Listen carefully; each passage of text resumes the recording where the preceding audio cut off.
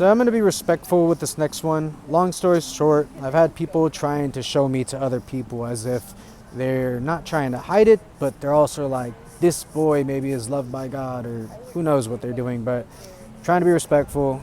And yeah, I learned, I think, yesterday when I was watching the Witch anime that's really good and new recently.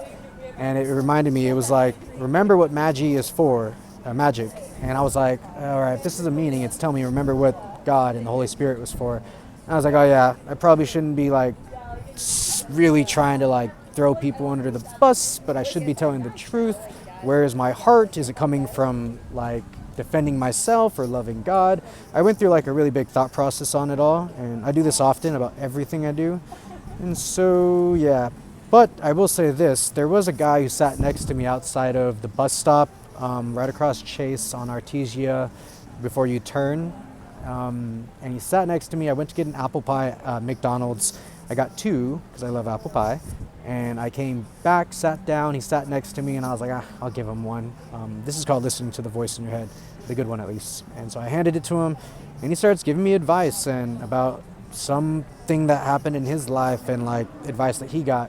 And he ends it with, just be God. And at first I didn't really think about it. I thought he was just a guy giving advice, but now I'm thinking maybe he was someone telling me something deeper. And now I kind of reflect on it. But yeah, that was a conversation.